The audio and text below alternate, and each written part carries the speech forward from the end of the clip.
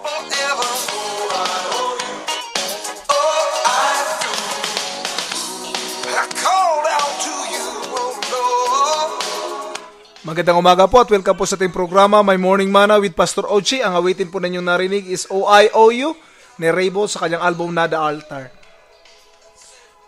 Buksan po natin ang ating mga Biblia sa aklat po ng Exodus chapter 11 verse 10. Ito po ang pagkasabi. Moses and Aaron did all these wonders before Pharaoh, and the Lord hardened Pharaoh's heart, and he did not let the children of Israel go. Our topic for this morning is obedience to God.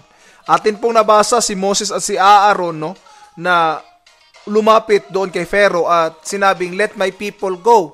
But Aaron hardened his heart. He doesn't obey God. Narrow-mindedness can stop you towards success and most often will lead you to failure and not just stagnancy. Ang akala natin pag hindi tayo kikilos, stagnancy lang. But no, my brothers and sisters, hindi stagnancy ang nangyayari, kundi failure talaga kung tayo ay patuloy na narrow-minded. Ibig sabihin, maraming 4 lanes na sa Pilipinas na daan, pero yung isip mo, 1 lane pa rin. So, problema po yan, no? So, what we need to do is to broaden our mind to understanding, to obedience to God. Sometimes, our decision not only affects ours, but others also.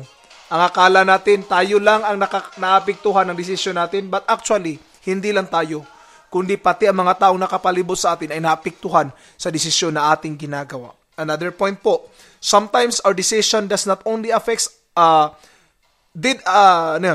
not only affects ours but others also. Did I hinder someone to live? I may not kill them, but if I hinder them to live, I am closely alike to the murderers. So kung titingnan po natin, no, minsan inisip natin na ang murderer, yun lang yung pumapatay sa tao. But there are times also that when we hinder other people to live, no, tayo pala ay killer. Sa anong paraan natin pinipigilan ng taong mamuhay? I hinder people to live by not forgiving them, by accusing them, by being bitter to them, and anything alike. So kung tayo po ay hindi nagpapatawad sa kanila, para bang pinipigilan natin silang mabuhay? Church of the Living God, obedience to God is very important. So the Word of God tells us to forgive, to love one another. When we obey the Lord Jesus Christ, we have to obey Him in every word that He said, no? We don't have to hinder people to live. Tulad ng nangyari po ng Exodus, sa Exodus 11:10, no? Na lumapit sila Moses at Aaron kay Pharaoh. And he never allowed the Israelites to go. But church, if we hinder people to live by not forgiving them, by not loving them, by accusing them, church, we are like Pharaoh. Para na tayong si Pharaoh na pinipigilan natin silang mabuhay. The way of obedience is the way of blessing. If you want to become blessed by God, obey the word of God. Love one another, forgive one another. Ibigay natin ang pinaka-the best, no, sa pagmamahal sa tao. Let people live in this lifetime, giving them hope every now and then.